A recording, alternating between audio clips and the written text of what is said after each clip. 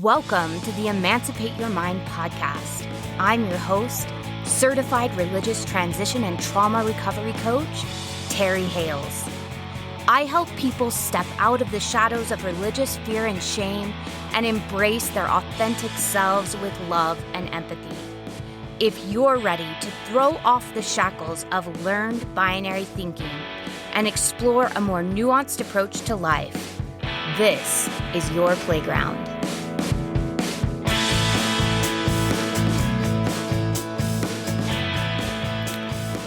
Well, hello. Welcome back to the Emancipate Your Mind podcast. Oh my goodness, you guys. I am enjoying this topic so much. This whole month, I have topics that have to do with authoritarian control, undue influence, hypnotization, and we've already done coercion and consent. There's just so much. There's so much here.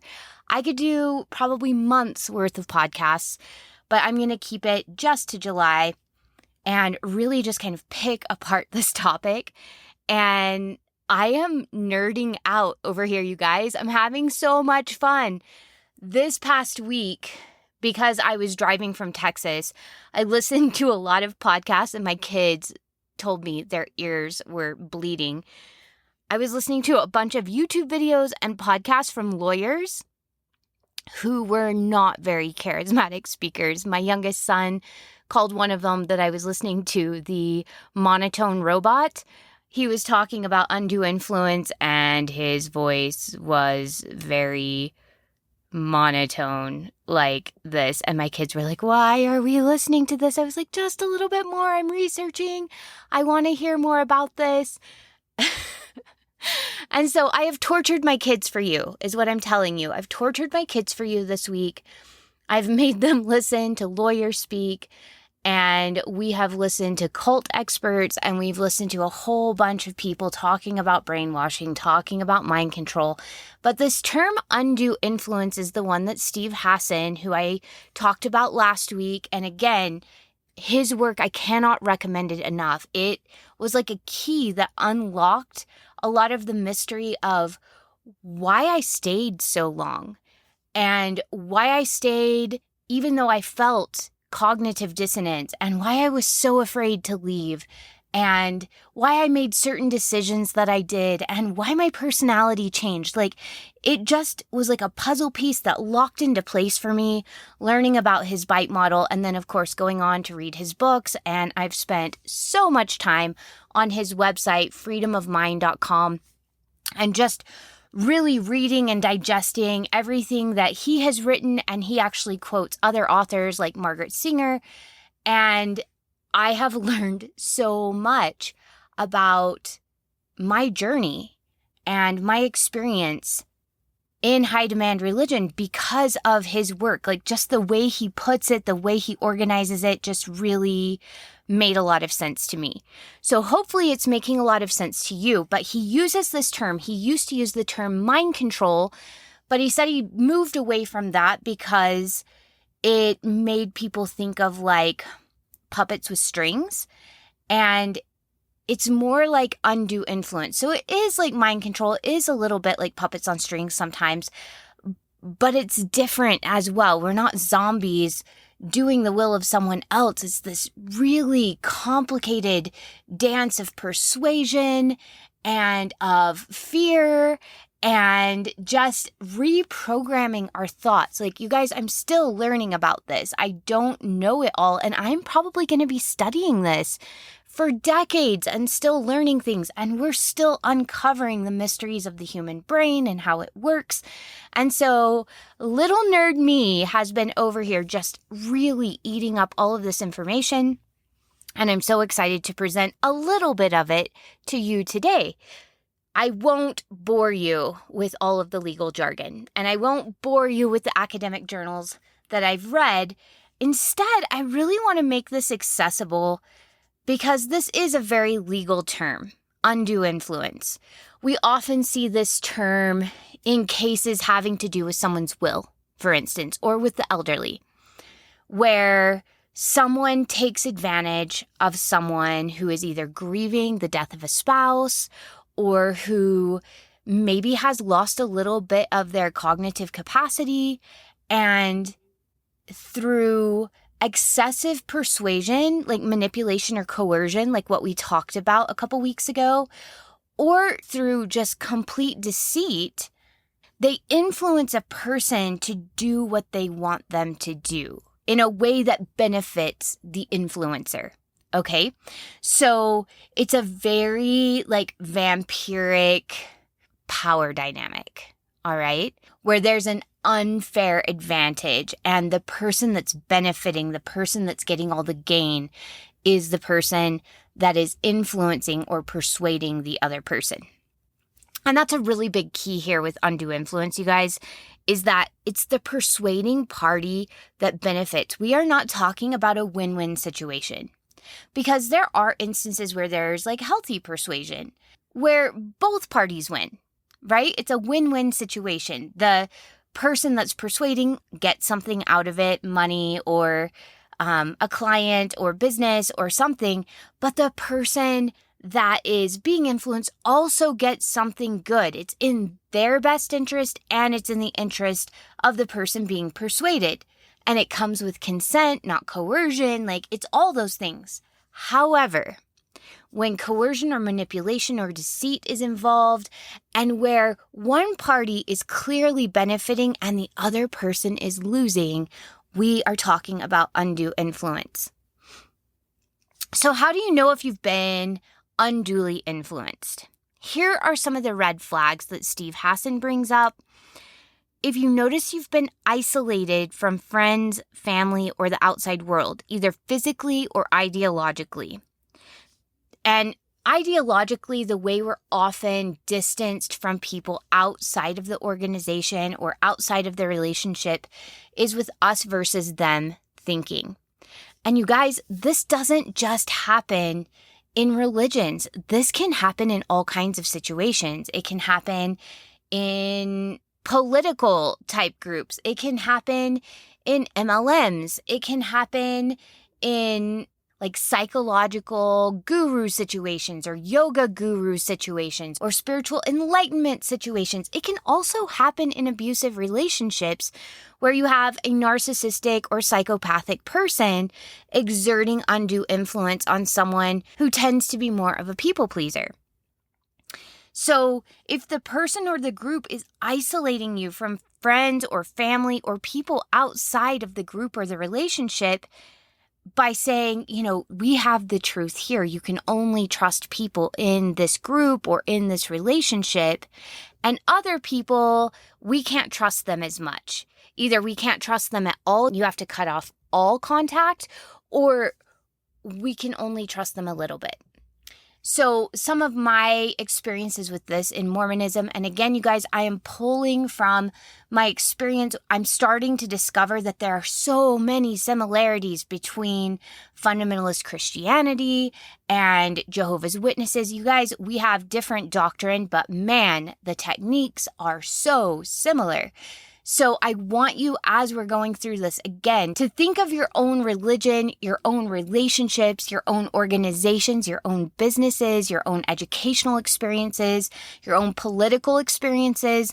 Really dig into this. I'm not here to say, this is a cult, and that's not. It really depends on you comparing the behavior of your organization to what we're talking about here and drawing your own conclusions. And that's something that I'm really big on, and it's something that will protect you. Is any person that says, my way is the right way, do it my way, red flag, you guys. Run the other way. And I'm talking about that with coaches and with therapists as well. If you have a person that tells you this is the right way, there is no other way, that is a huge red flag. You have the keys to your own life, inside of your intuition, inside of your own inner knowing. So I'm here to tell you about my experience and offer information, and I want you to then take that information and compare it to your experience and draw your own conclusions. I was just talking to someone online today who was asking about, their own experience and what I thought. And I had to tell them what I think isn't important. I'm here to ask you questions about your experience so that you can figure out what you think, because what you think is what matters. What I think does not matter. So on this podcast, you hear a lot about what I think, but I'm not a guru. I'm not some kind of person that has all of the answers. I'm in the trenches with you guys. I'm here figuring out my own life, and I'm just sharing what I'm figuring out for myself. You get to make decisions, even if they're contradictory to the decisions that I'm making for yourself. So that is a huge red flag. If you have a person that says, hey, come follow me, this is the way to do it, really pump those brakes and scrutinize what they're telling you. Because remember, any person or organization that is legitimate will stand up to scrutiny. You can scrutinize them all you want, but at the end of the day, you'll be like, okay, so I understand this now. I was missing this key piece of information, but now it clicks into place. If you're having a red flag at all, scrutinize that. That is your inner knowing saying, hey, ooh, right there. I was told that if someone said this is the only way, this is the right way, come follow me, that I should stop and ask, what do they get out of this? Is there something I'm missing here? Scrutinize that. I don't care if it's a dating relationship. I don't care if it's a friend relationship or an organization or someone pitching a business to you. If someone says this is the only way or this is the right way, scrutinize, scrutinize, scrutinize. Okay, another red flag is if you're being told to stay away from outside sources of information. So if people who've left the group are demonized, that's a red flag. If information, movies, books, TV shows that are critical of the organization are something that you are not allowed to watch or listen to or read, also a very big red flag. Like, run towards those sources. Like I said, if it's a legitimate organization, it can stand up to scrutiny, because if it's a legitimate organization, it has nothing to hide. So any contradictory information can be watched and listened to. And again, you can sort through it and decide what you believe and what works for you. Another big red flag is if you notice that over time you've had a big personality change. So for instance, you guys, when I was a young child, I was much like I am now.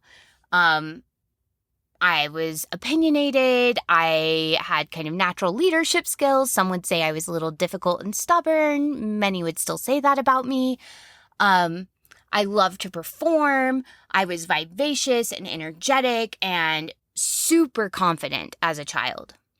And then in my teenage years, that started to change. By my 20s, I was often quiet and subservient and depressed. There was a big change in my personality. I could still be the life of the party, but it would only last for a short time. It was like I was forcing myself to show up and to help everybody feel comfortable, but it could only last for so long because I had muted my authentic self. And I was trying to be what I thought was an ideal woman. So I was a meek, submissive, humble, small is what comes to mind, a small person. And I was really trying to squish myself in that box until I had my clinical depression break at the age of 30 and went in for therapy. And slowly over the past 11 years, I have reclaimed my authentic original self. So as a child, I just was naturally this ray of sunshine, and that became very dimmed and very muted. And it was hard to notice that myself because I had just grown up and I thought that that's just what happened as I matured. But there were other people in my life that saw the progression and saw the difference, and it was concerning for them. For me, I had to wait until I literally couldn't function before I was like, something has changed. I used to be the happiest, most carefree little girl. What happened that led to this place where I am just angry and enraged and sad and lethargic sometimes? How did this person begin to inhabit my body? And that answer is because I had suppressed my authentic self because she did not fit the narrative. She was far too ambitious and far too loud and far too opinionated and far too stubborn and far too passionate to fit the mold that Mormonism had given me for women. Who I authentically was just didn't fit. And so I had slowly over time suppressed her and taken on a pseudo identity that was more acceptable to the group, but also absolutely suffocating to my sense of self and my sense of worthiness and my sense of joy and peace and happiness. If you find that you're experiencing large amounts of anger or depression, those can also be red flags that you're in a situation that is really just not healthy for you. If you have a phobia that you won't be able to live a good life outside of the organization or the relationship with the person. So I've had friends in abusive relationships where they believed that life would be infinitely worse for them if they left the relationship than if they stayed in. That life was bad in the relationship and they didn't like life in the relationship, but they were so worried if they left that life would get even worse, and the bad was already so bad that they couldn't imagine it getting worse. They had been fully convinced by their partner that there was no happiness outside of that relationship. And they had convinced themselves, which is actually another thing we're going to cover this month. Self-indoctrination is a big deal, and it's actually something that many of us are still deconstructing. That's actually what we're deconstructing, is the self-indoctrination and the things that we internalized. And so we're going to kind of pick that apart and explore it next week.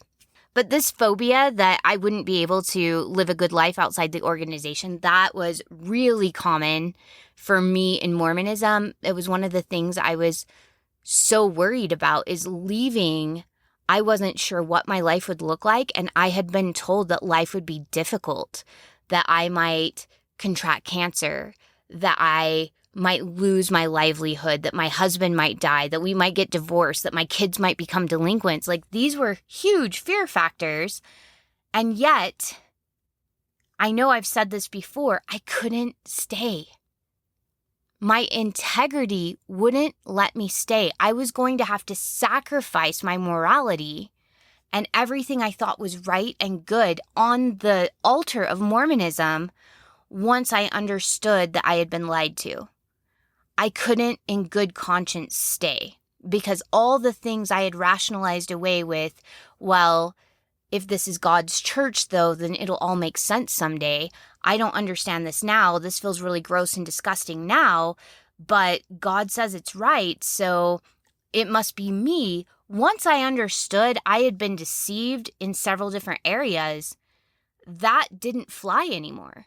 I couldn't say, well, I can tolerate this thing that feels wrong to me because God has done all of these things. Those things had been disproven. And so I was out of alignment because those disgusting things, or those things that felt so wrong to me, that were in direct contradiction to my set of values, I would have to live a lie. I'd have to live against my own inner sense of morality in order to stay in Mormonism once I knew what I knew.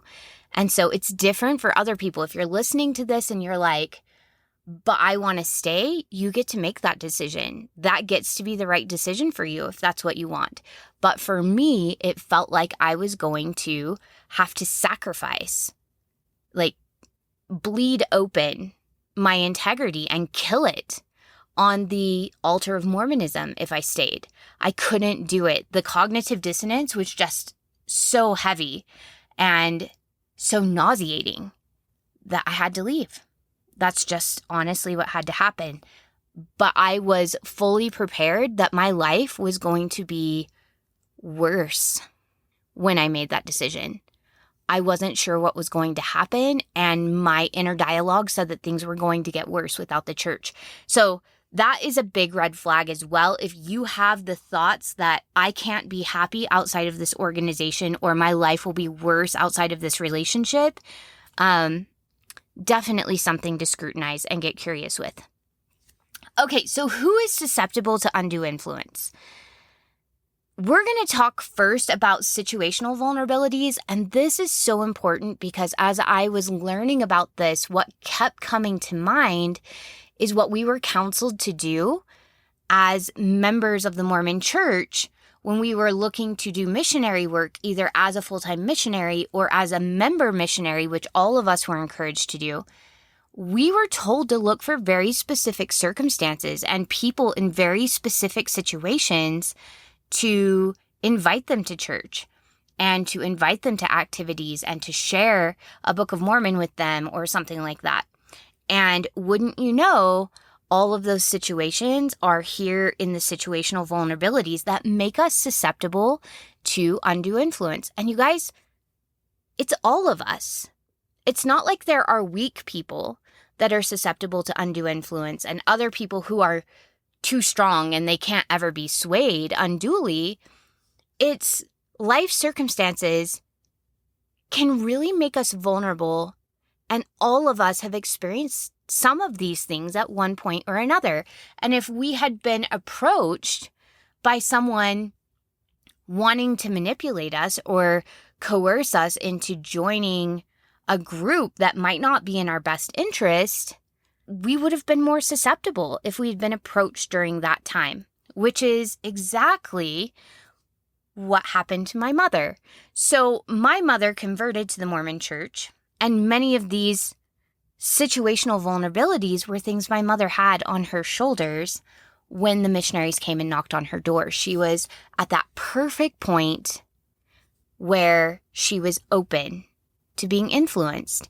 And unfortunately, the people that came to influence her, it wasn't healthy influence, it was undue influence, and she was pulled into a high-demand religion, which I think in some ways fulfilled some of her needs, but in other ways took maybe more than it gave. That's my own opinion. My mother likely has her own opinion about things, but just from my perspective, I'm going to talk about the situation my mother was in when the missionaries knocked, as we go through this set of vulnerabilities that people can have. So we were taught to look for people that were in a time of grief. When we've just lost a spouse, or when we've lost a job or a child, or we've experienced a big breakup or a divorce, we're in a place of vulnerability where we're highly susceptible to being influenced. And we used to use the term humility, that we were looking for people who had been humbled by their life circumstances, but really they were just vulnerable because of their life circumstances. They were in need of love and support and belonging. People who are in identity crisis. If you've just gone through one of these grieving events, chances are you're trying to figure out who you are. If you've ever experienced a significant death in your life, it feels like a part of you dies. If you've gone through a divorce and your life has been enmeshed with someone else, it feels like a part of you dies. So if you loved your job and you were married to your job and then you lose that job, you may feel adrift and you may not know what your purpose is or what you're supposed to do next. And so it makes you very, very vulnerable.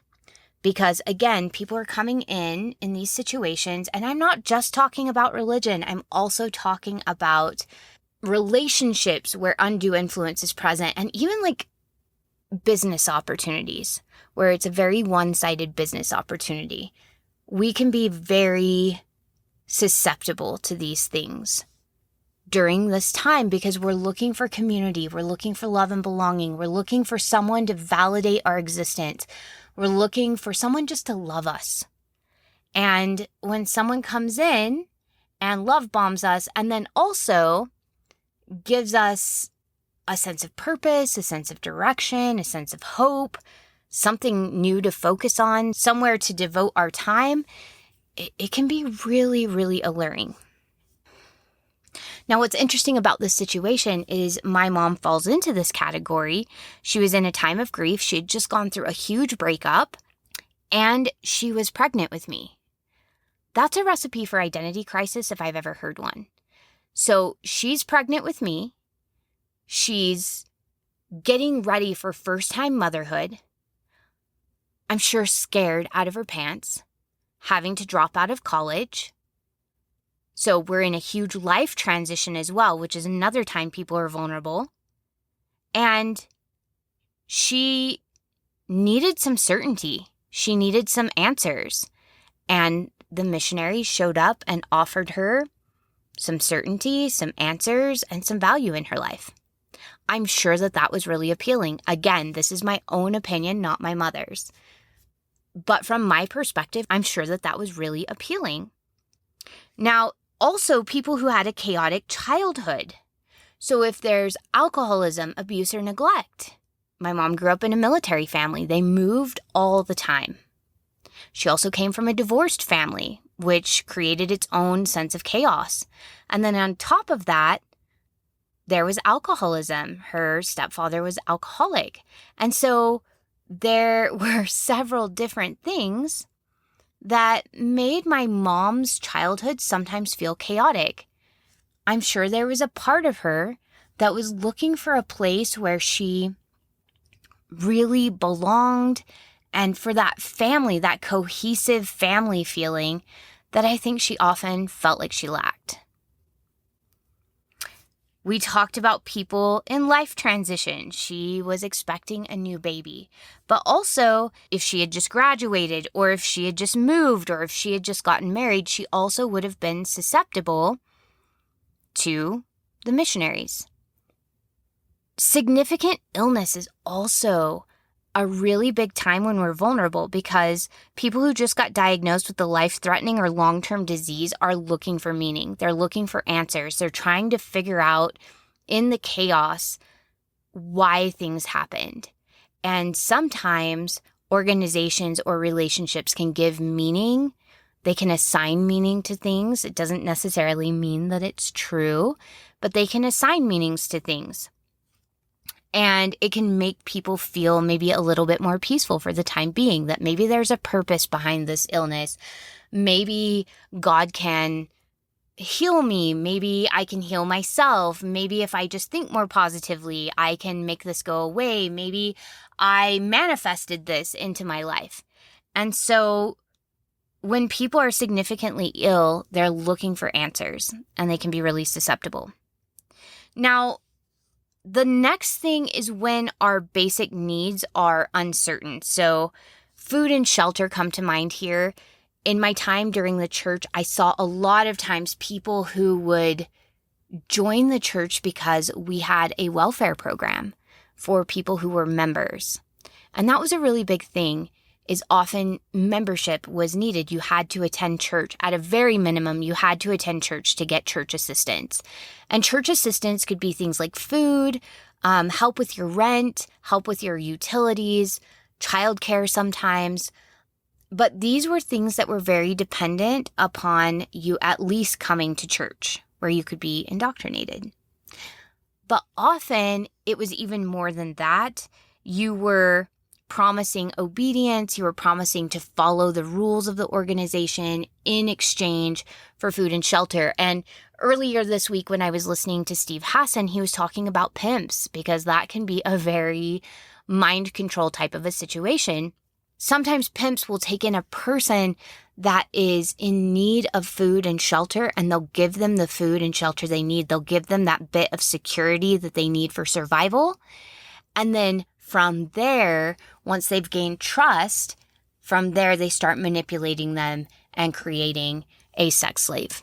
And it becomes absolutely devastating for the person that accepted the food and shelter. They become ensnared in the system. Now, I feel like this is a really good time to talk about Maslow's hierarchy of needs. I know we've talked about this in some of the earlier episodes, but I just want to talk about what this is. So Maslow's idea was that we need to meet our most basic needs before we can move to the next set of needs. And that A lot of times what will happen is we're trying to preach spiritual enlightenment to people, but if they don't have food and water and shelter, they can't even focus on spiritual enlightenment. They can't focus on love and belonging because they're just trying to figure out how to survive the day and how to get enough food to eat and how to have shelter over their head. This is where things can get kind of manipulative and tricky. Because like I said, many churches have organizations or programs, not all. There are some that are pure charities where they give out food and there's no indoctrination or manipulation involved. But in the case of some of the higher demand religions, there may be a person that needs food or shelter or clean drinking water, and the church offers those things in return for coming to church, in return for taking missionary discussions, in return for baptism, in return for obedience to the rules of the organization. And so those basic needs, they give them those basic needs, and it creates this dependent relationship where I give you what you need to survive, and then you then owe me your obedience and your loyalty. This can also happen with the higher layers of Maslow's hierarchy of needs. So like the next layer up from just basic survival is safety. So let's say you're living in a not very safe neighborhood, or you don't feel like you have secure employment, or your family's not safe, or that you don't have physical security or resources, or even just like secure morality. Like, when your morality and your value system feels afloat, sometimes we're looking for certainty around our morality. And high demand religions can provide those things. That's the next level of needs. They can provide certainty because the high demand religion tells you exactly what to value and exactly what to believe. And it can give you that sense of certainty with morality, but also moral superiority even. It can also provide you physical security because now you're part of a community. So there's more people. It's like a pack of wolves, right? So you're stronger together in a group. And often, I don't know if this was like this in your religious experience, but LDS people are very good at networking. And so if someone lost their job, everyone was looking for job opportunities for that person that lost their job. And it sort of became like a good old boys club, right? Where it's not what you know, it's who you know. And it's not uncommon to go into LDS businesses, for instance, like our dental office, where you have a dentist, but every single one of the dental assistants and the dental hygienists are all LDS members. There is no one there that is not LDS. They've all been hired not necessarily from the same congregation, but from different congregations, but they all have that tie because we provide employment to people we know and who are living in the community first, because we've been taught to trust them more and to have an affinity with them aside from people outside of the group. Now, the next tier of needs that Maslow talks about that I feel like high demand religion often fills is the need for love and belonging. So let's say you have all of your shelter needs and your food needs met and you feel safe and secure. You have great employment, like all of that's going great, but you just don't really feel worthy. Maybe you just went through a big breakup and you're worried you'll never meet the right person. Or, you just have never felt like a mother's love or a father's love, or you've never felt fully accepted by your parents. Being love bombed by a high demand religion where they tell you you're special and amazing feels really good to that part of ourselves. It can feel so addictive to feel like someone sees you and values you if you're not feeling that in the moment. And if you haven't learned how to love and belong to yourself. So when we feel like we don't really fit in our family, or we don't really fit in the world or in the community, or we just haven't found somebody who can love and accept us, we can be really susceptible because love bombing is a thing. And it's often this tier of people that are pulled in by some of the undue influence because love and belonging is offered. And then even higher levels of Maslow's hierarchy of needs are promised. So here, let us love you. You'll belong to this community. You just have to adhere by the rules. And that's going to feel like belonging to somebody who has never belonged or who hasn't belonged in a long time or who just got their heart crushed. Fitting in feels better than not fitting at all. And we can sometimes mistake that for belonging. And so we're offered fitting in. We're offered, let us love you. We think you're amazing. You're such a valuable, beautiful person. And then slowly it becomes, here are all the rules. These are all the ways you need to change in order to become better. You're not acceptable as you are. You've got to improve for us to love you and for you to fit in the group. And all the while, once we bring someone in, often what happens is attention is then diverted to new people to love bomb and to bring in. And that person isn't getting the love that they used to get as frequently or in such abundance. And so what started off as the self-worth affirming experience, once we start with the shame and the fear messages and the conforming messages, and here are all the rules and you should feel bad if you don't do it this way, coupled with that attention that you got when you were being courted for the group, once that goes away and the attention is diverted elsewhere, it really starts to feed into those insecurities you already had, that you're not enough and that no one really wants you.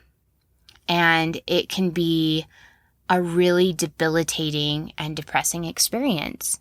What once felt like such a beautiful balm to your heart and to your soul can then start to feel oppressive and depressing. And some of the things that they'll sometimes promise are like self-actualization, that you'll just know so much and you'll have this freedom of mind and you'll be, free to explore the world and the cosmos and yourself because you'll have all of these other needs met. But what often happens is we get stuck in that love and belonging place because it was filled for a minute, but then it slowly went away. We might get to the next level, which is self-esteem, where we're getting lots of accolades for our work and we're feeling really good about ourselves, but that only happens if we're conforming properly and quickly enough. Let's say we're brought in on the love and belonging stage and we assimilate really quickly. We might get lots of accolades about how amazing we are and what a great convert we are and look at all the good we're doing. And we might even be elevated to leadership positions, but it's all dependent on us being obedient to the rules of the group. A quick note while I'm thinking about it, I want to talk really quick about tithing and how often people become dependent. I heard so many talks in my experience in Mormonism where we were told if we couldn't buy food, if our decision was between paying tithing and buying food, that we should pay tithing. And then if we didn't end up with more money to buy food, we could come to the church and the church would then provide us with food or provide us with money for our rent or provide us with money for our utilities. And that really struck me as I was studying about this, how the church preaches that you should be dependent on the church, that it's about paying the church first and then being dependent on the church if you couldn't be independent and pay the church, that you should pay the church and then be dependent on the church instead. And that just really multiplies this undue influence because, again, when you're dependent on an organization or a person for survival needs, things like food, things like shelter, it's much more easy to be manipulated. So the more basic the need, the more easy to be manipulated. So if you're getting food and shelter from the church, you're going to be much more likely to be pliable and loyal to the organization because you need them for survival, versus if you're there for love and belonging. So if you have your survival needs met and you have your safety and security needs met, love and belonging, it feels nice, but when that goes away, it's a little easier to pull away possibly than it would be if the organization also held your food and shelter over your head. I just thought that was interesting that growing up, I even witnessed that in my own home. Our house burned down when I was in 8th grade, and my family, my dad had lost his job.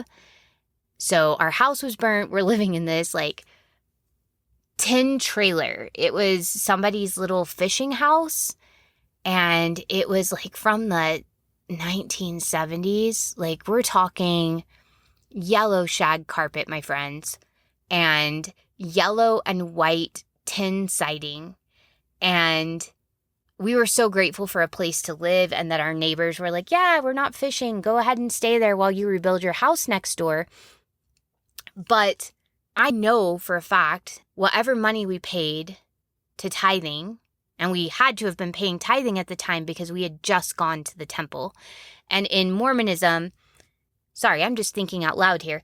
In Mormonism, whenever you go to the temple, you have to be a full tithe payer. So we had literally just gone to the temple and been sealed together as a family. I was 13.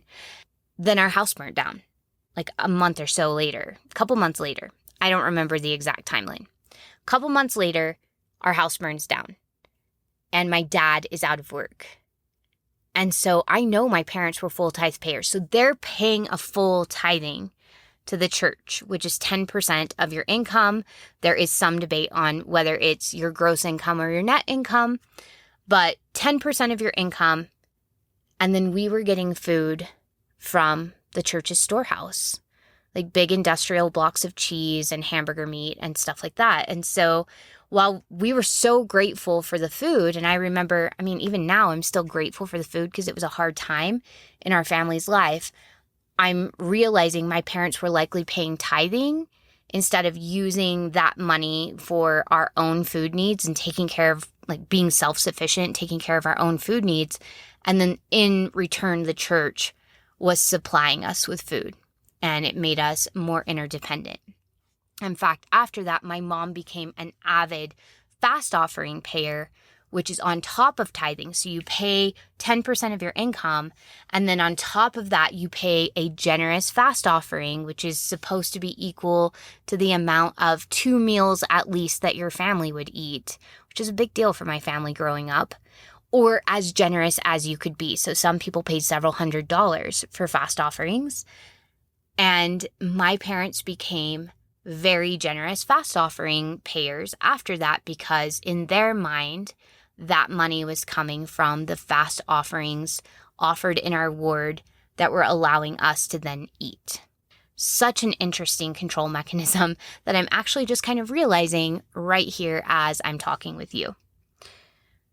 So I guess what I'm trying to get to is that basically everybody is vulnerable or susceptible to undue influence at one point in their lives or another, because all of us experience death at some point in our lives. All of us graduate, all of us move, all of us marry or have babies. I'm not saying we all do those things, but we all experience some of those things in our lives.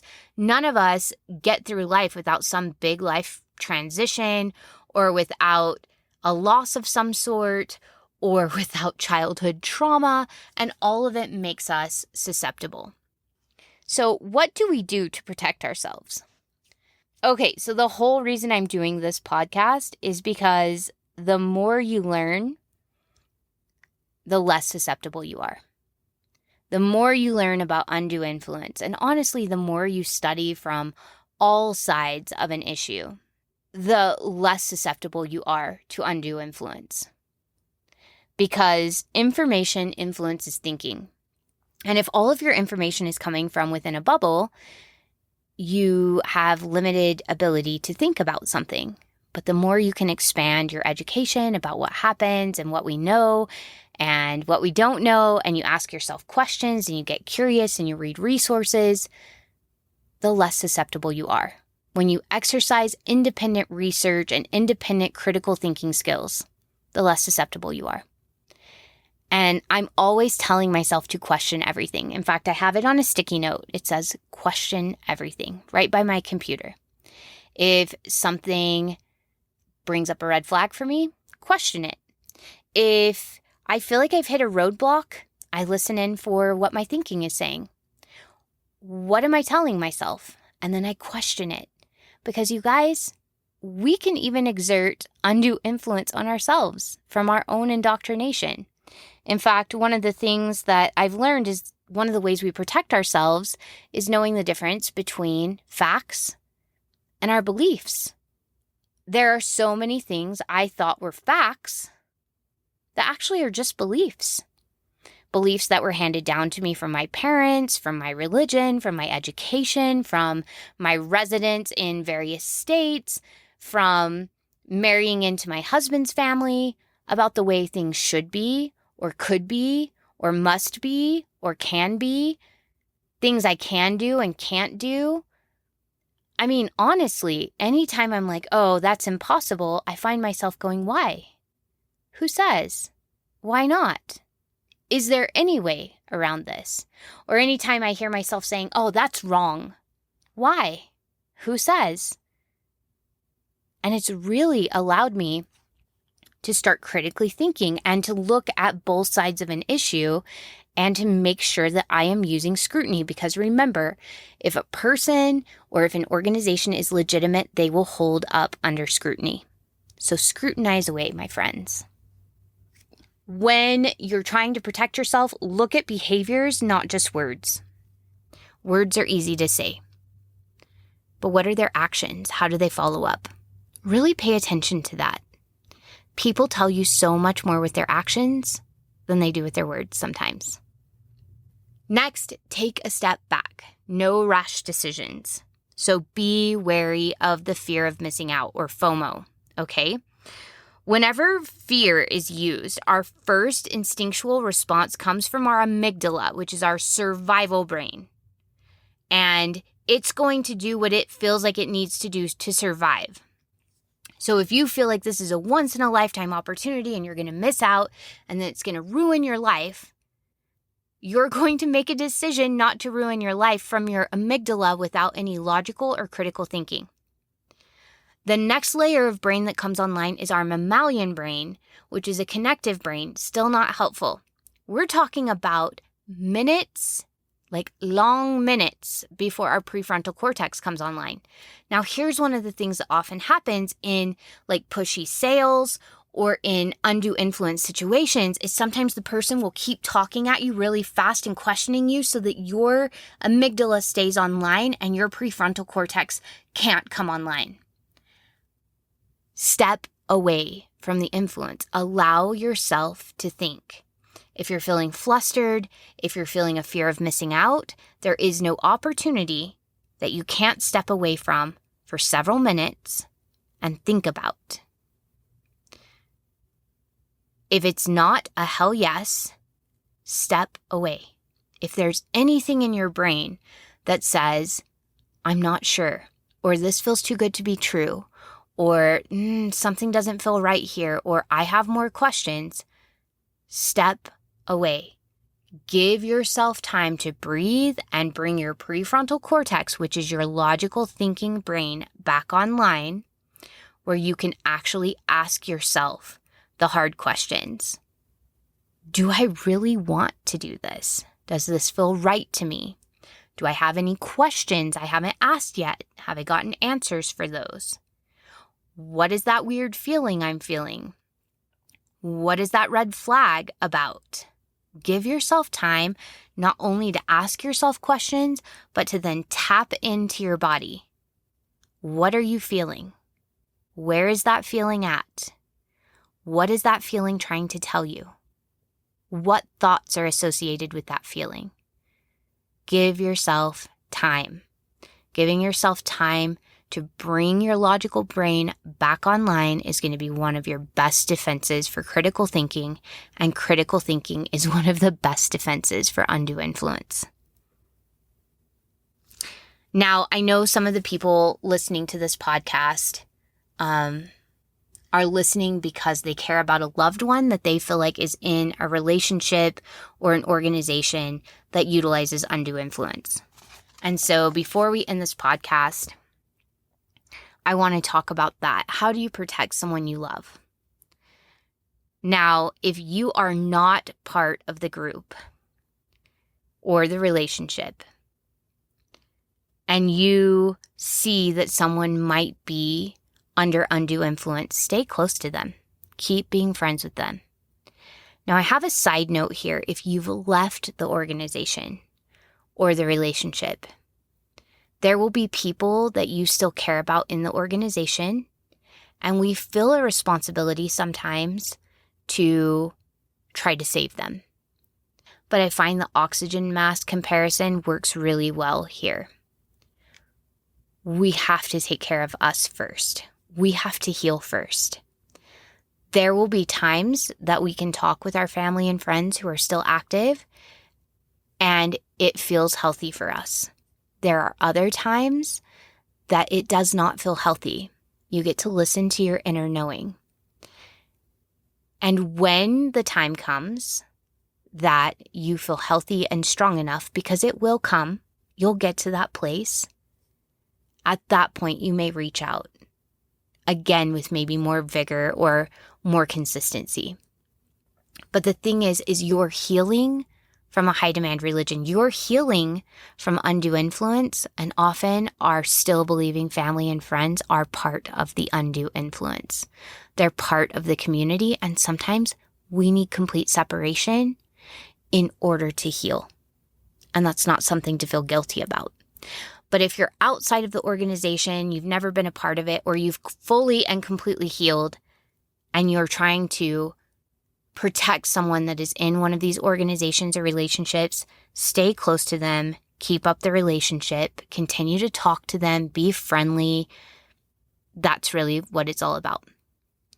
The next one is talk about other authoritarian groups and ask critical thinking questions about that group. I can't tell you how many times clients have told me that they've watched the documentary on Scientology by Leah Remini, and someone asked them critical thinking questions about the Scientology documentary, and they started noticing similarities between Scientology that they could clearly see used undue influence and their own organization, even if their own organization didn't utilize as much undue influence as Scientology did.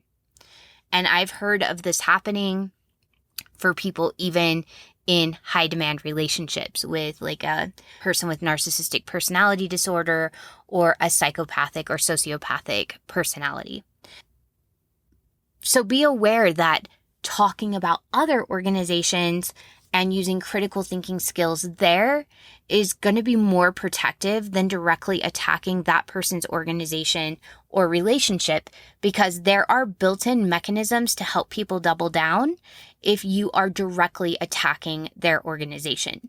They're actually going to distrust you more and burrow deeper into the organization where they feel safe. So continue to be a safe person. Talk about all kinds of things, not just the religion, the organization, or the relationship. And then teach critical thinking skills by looking at other organizations or other relationships and just asking critical thinking questions. Often it will help connect dots, or at least cause some cognitive dissonance that will start the process going. Be interested in what they're learning so you can ask questions that promote critical thinking about what they're learning. And we're not talking about attacking people, like, have you thought about this? And just like, like really sticking it to them. We're talking about like, well, I've got a question about this. Do you know about that? And just continuing to ask questions, active listening questions that broaden their perspective and make them think outside the box. Make them think logically about things. And then do not threaten or use ultimatums, because again, people will go further into the cult and will consider you an unsafe person. For most relationships and organizations with undue influence, there is already an indoctrination in place that says people are going to try to attack you. They're going to try to pull you away from the organization. They're enemies to the organization or the relationship. And if you attack or throw threats out, you're just confirming that. And you're actually going to see them double down because you're fulfilling prophecy basically for them. They've been told this is what's going to happen, and you're proving that right.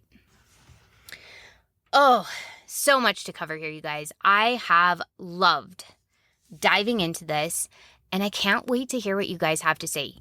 The Facebook group has been full of great conversations and insights about undue influence.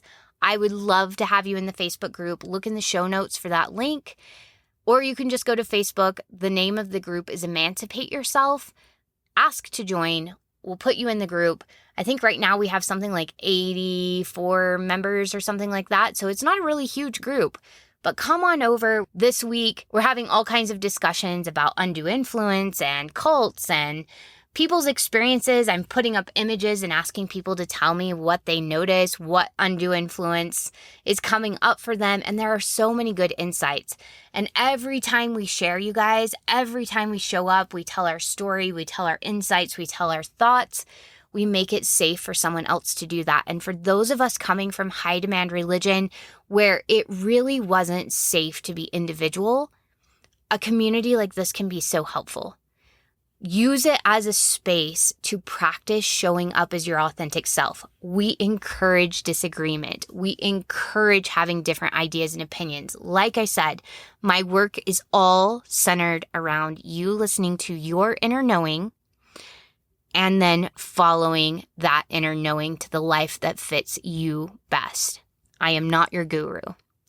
I am not your prophet. I am not any sort of spokesperson for any sort of guide or God or anything like that.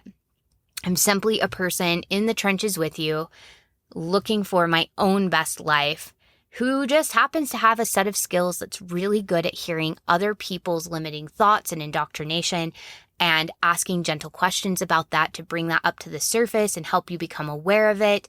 I help people figure out what they're feeling. I'm really good at reading people's emotional energy. That's also something that I have a gift with, probably because of my own childhood trauma, but I'm really good at reading emotions. I'm really good at recognizing people's limiting beliefs and asking poignant questions. I'm not good at telling people what to do with their lives. I'm just good at helping them figure out what's standing in their way so they can tell themselves what to do with their lives and what their next best step is for them. So, I hope you'll come to the group. I hope you'll take up space, that you'll tell your story, that you'll get validation, that you'll make new friends. I hope that you'll come over and you'll tell us your perspective and expand all of our minds. I look forward to learning from you. I hope you're learning from me here. I appreciate so much, you guys. You have been sharing the podcast, and I appreciate it more than you know, because I know how life-changing having this support is. And in fact, I am working on some tools right now that I will be announcing in the next week or two to make this kind of support, not just in podcast form, but make this kind of support more of a hand-holding experience where someone walks you step by step by step by step through parts of deconstruction at a super, super, super, super affordable price. So as I've been thinking and as I've been talking with my therapist husband, one of the things that bugs me the most is we have already spent so much time, so much resources, so much money in high demand religion, and we have the trauma to show it, right? Like we have the traumatic experiences that we're having to unravel to show for all of that time and money and effort spent. And I don't think that healing from that should be a luxury item. I just don't. It's bothered me for a while now, and I've been problem solving that. And I think I've finally come up with the solution. So I'm asking for lots of input on the Instagram stories and also on the Facebook group. If you want to be a part of the input for that and really help me build something that will actually help people and be affordable and accessible and really supplement. If you're going to a therapist, I know one of the biggest complaints is my therapist has no idea what I'm talking about when it comes to religious trauma. So if you're one of those people that's going to a therapist for childhood trauma or PTSD or something like that, but you find that a lot of your session is talking about like the craziness of your religion, and you're frustrated that you're spending $100 to $200 an hour explaining your religious experience. I mean, it's nice having somebody be like, yeah, that was crazy. I can't believe you were raised that way. I can't believe that was your experience.